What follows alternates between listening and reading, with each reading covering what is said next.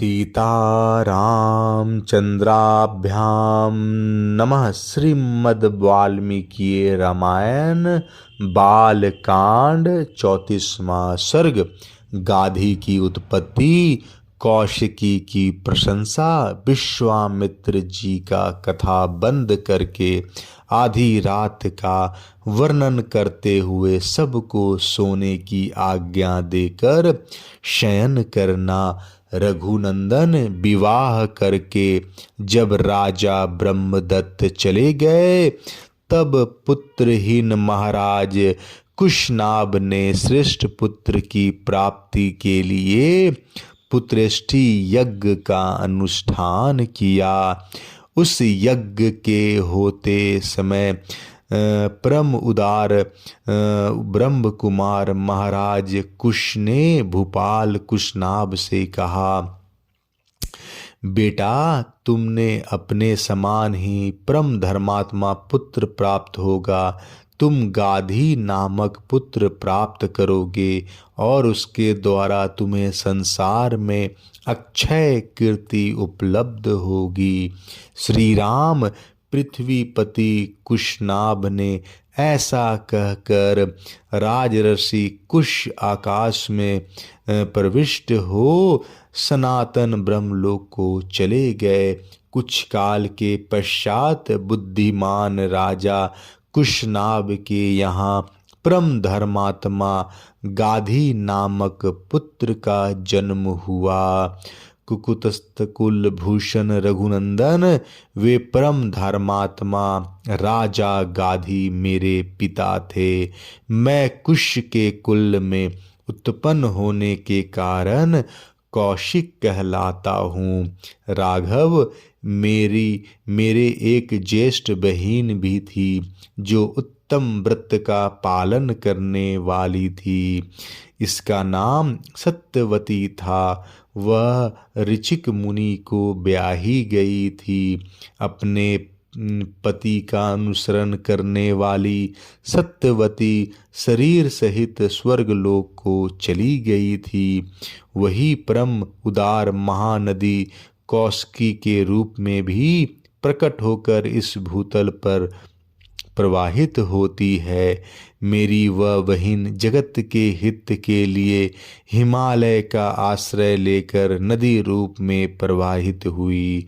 वह पुण्य सलीला दिव्य नदी बड़ी रमणीय है। रघुनंदन, मेरा अपनी बहिन कौशिकी के प्रति बहुत स्नेह है, अतः मैं हिमालय के निकट उसी के तट पर नियम पूर्वक बड़े सुख से निवास करता हूँ। पुण्यमयी सत्यवती सत्य धर्म में प्रतिष्ठित है। वह परम सौभाग्यशालिनी पतिव्रता देवी यहाँ सरिताओं में श्रेष्ठ कौशिकी के रूप में विद्यमान है। श्री राम, मैं यज्ञ संबंधी नियम की सिद्धि के लिए ही अपनी बहिन का सानिध्य छोड़कर सिद्धाश्रम में आया था। अब तुम्हारे तेज से मुझे वह सिद्धि प्राप्त हो गई है। महाबाहु श्री राम, तुमने मुझसे जो पूछा था उसके उत्तर में मैंने तुम्हें सोनभद्र तटवर्ती देश का परिचय देते हुए यह अपनी तथा अपने कुल की उत्पत्ति बताई है। काकुतस्थ, मेरे कथा कहते कहते आधी रात बीत गई। अब थोड़ी देर नींद ले लो, तुम्हारा कल्याण हो। मैं चाहता हूँ कि अधिक जागरण के कारण हमारी यात्रा में विघ्न न पड़े।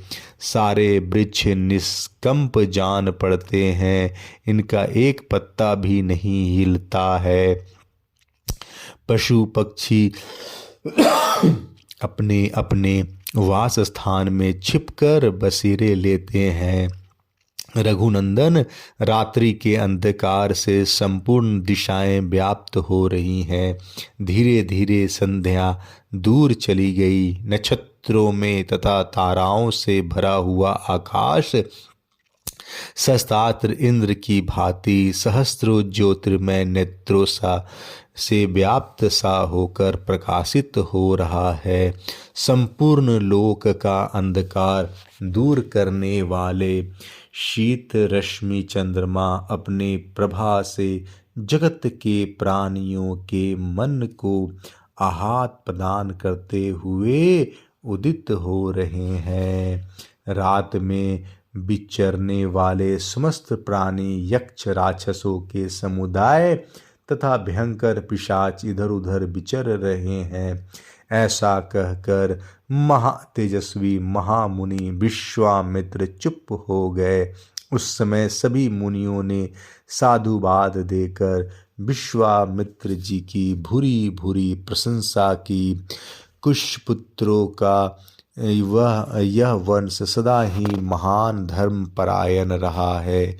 कुशवंशी महात्मा श्रेष्ठ मानव ब्रह्मा जी के समान तेजस्वी हुए हैं।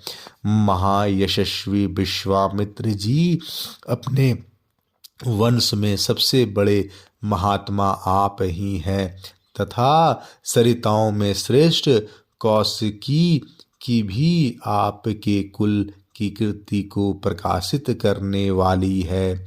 इस प्रकार आनंद मग्न हुए उन मुनिवरों द्वारा प्रशंसित श्रीमान कौशिकी मुनि अस्त हुए सूर्य के भांति नींद लेने लगे। वह कथा सुनकर लक्ष्मण सहित श्री राम को भी कुछ विस्मय हो आया। वे भी मुनि श्रेष्ठ विश्वामित्र की सराहना करके नींद लेने लगे। 34वां सर्ग समाप्त। जय श्री राम।